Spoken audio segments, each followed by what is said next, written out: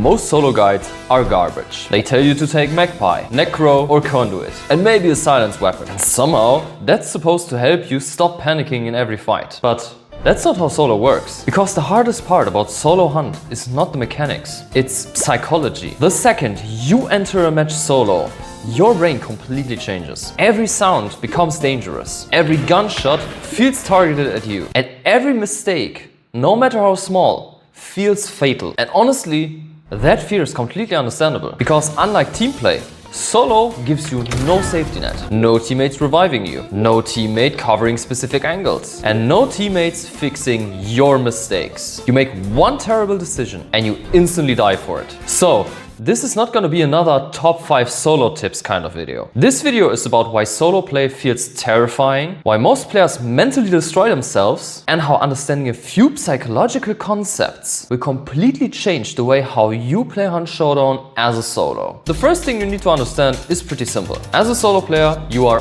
always outnumbered. And that in turn means that positioning becomes infinitely more important. And there is one rule that changed everything for me. Never stand open to more than one player. Seriously, never. Because the second two players can see you at the same time, you already lost the fight. This sounds obvious, but most solo players completely ignore this rule. They peek wide, they stand in open fields, and they expose themselves to multiple windows. And then they die and say to themselves, solo is impossible to play. And no, this is not the problem. The problem is that you face two rifles at the same time. Of course you died. As a solo player, your main goal should be to isolate each fight into separate 1v1 fights. You never want to fight 1v2. You want two separate 1v1s. And that single mindset shift changes everything. And later in this video, we will come back to that point when we talk about planning rotations and how to not get sandwiched by third parties. Because that is what differentiates a good solo player from a great one. Okay, I should not pick two players at the same time, but I'm scared. And that is the #1 problem why solos lose. The first time you start playing solo, it feels horrifying. And every solo player out there remembers that feeling. You hear footsteps and your heart rate spikes instantly. You trigger crows and you start to panic. You hear rifle shots nearby and suddenly your brain starts acting like you're being hunted by two esports players. Psychologically though, this makes a lot of sense. When you play with teammates, your brain always has a backup plan. Even if you make a mistake, someone can save you. Your teammates can trade kills, cover your angles, revive you, and distract enemies. And solo removes all those safety nets. And now, every mistake you do feels permanent. And because every mistake feels permanent, you start overthinking everything. You become slow, passive, and hesitant. And ironically, that fear usually gets you killed faster. Because scared players make really bad decisions. They hesitate when they should push. They miss opportunities, take desperate shots, and rotate way too late. And the worst part is, you start treating every enemy as if he's better than you. And this is one of the biggest mistakes solo players do. Because Hunt's matchmaking literally doesn't work that way. But we will come back to that later. Okay, but when I hear footsteps, my brain still tells me to instantly shoot. And this is where most solo players destroy themselves. One of the most important solo skills is trigger discipline. And Hunt Showdown teaches this mechanic terribly. And actually, there is a game out there that teaches this mechanic so good. The Hunter Call of the Wild. In that game, you usually get one clean shot.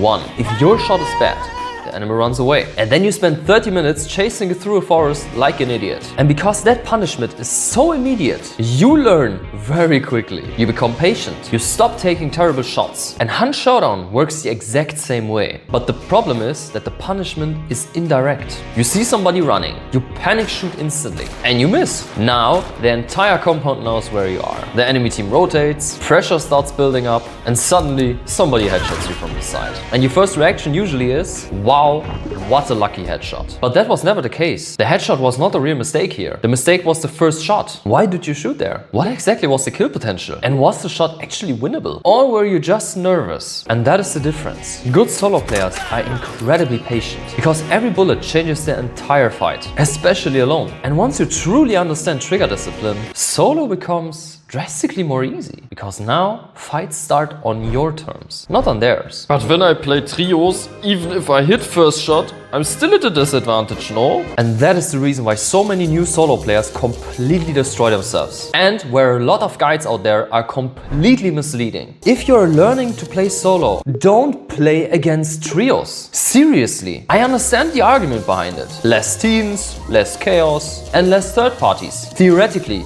that sounds incredibly smart, but this is not what matters. The important part is to survive the actual fight. Against duos, if you have good trigger discipline and you kill one enemy, the fight becomes a 1v1. And that is huge. The entire dynamic changes instantly. But against trios, even after the perfect opening kill, you are still at a 1v2. And that is mathematically terrible for a solo player, and especially terrible for newer solo players. So if you genuinely want to learn how to play solo, queue into duos, because good decisions get rewarded way better like that. Clean opening pick suddenly creates equal pressure. And that one leads into another big point most solo players completely misunderstand: MMR. And you see, this was one of the biggest realizations for me. When I started playing solo, I treated every enemy as if he's the same skill as me. But Hunt Showdown does not match solos equally. The game intentionally places solo players against weaker enemies. And this is how the system works. And psychologically, this matters a lot. Because if your brain believes every enemy has the same skill as you do, your brain immediately thinks that every fight is unwinnable. You start respecting enemies too much. But the reality is, most enemies you fight are probably less experienced than you are. Less mechanical consistent, less positioning knowledge, and less awareness. That does not mean that you have to become arrogant, but it does mean that you stop mentally collapsing every time somebody shoots at you. Because the enemies are usually not the monsters your brain turns them into. They are usually worse players. And that is literally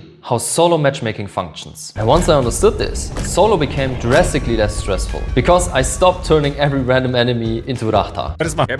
And now we get to the point that I teased in the beginning of this video. Planning is everything. And more specifically, avoiding getting sandwiched. Because this is what differentiates a good solo player from a great one. You're already in a disadvantage in a 1v2. But if duo teams pressure you simultaneously, now it becomes a 1v4. And this is not realistic to survive consistently, unless your name is Rachta. So your entire goal is to avoid that situation before it happens. And that starts with information. The second you hear gunshots, memorize the location. Which compound? How many shots? Maybe different weapons? And did the fight continue? Because now you can start predicting movement. You grab a clue, the map shrinks, and now you can estimate where teams are rotating. And this becomes incredibly important in your boss layers. Let's say the boss is at the center of the map. You hear one team fighting north and another one fighting east. Where should you position yourself? If you said southwest, you're correct. Why? Because the northern and eastern teams are likely to rotate into each other. And this means by rotating to the southwest, reduces the risk of getting sandwiched massively. And this is the real power of planning. Not setting up flashy ambushes, but avoiding situations that are almost impossible to win.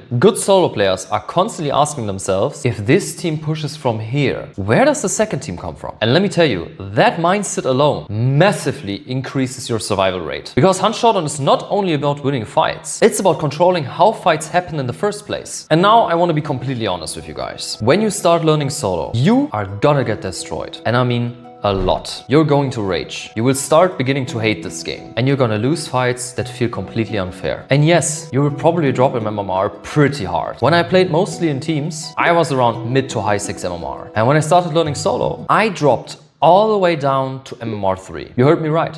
Not 5. Not 4. All the way down to MMR 3. I was back to where I started 8 years ago. And honestly, this is completely normal, because solo Hunt Showdown is a completely different game. You cannot compare solo hunt versus team play hunt. The pacing changes. The pressure is different. And psychologically, you have to adapt a lot more. I personally believe that solo should have its own MMR bracket, because the skill set barely overlaps. But here's the important part. If you remove your ego and honestly analyze every death, you will improve incredibly fast. So do not ask yourself, how did I die? But instead ask, what decision created this situation? And that simple question changes everything. Because eventually, solo stops feeling terrifying. And suddenly, it feels way more immersive and satisfying than team play. Not because it's easier, but because every victory actually feels earned. And I know this channel is about Hunt Showdown, but especially the last part that I just talked about is something you can actually improve on in real life too. If you want to genuinely get better at something, you have to put your ego aside and be completely honest with yourself. And if you do that, you will not only improve in Hunt Showdown, but also in real life. And by the way, I just want to say thank you to you guys. This channel recently reached 1000 subscribers. And honestly, this means a lot to me. Seeing that so many people actually enjoy these weird high-density analysis videos about Hunt Showdown has been genuinely motivating for me. So today, I'm not gonna sit here and say, yeah, if you want to subscribe and all that stuff. I just wanted to thank you guys for being here. So, thank you.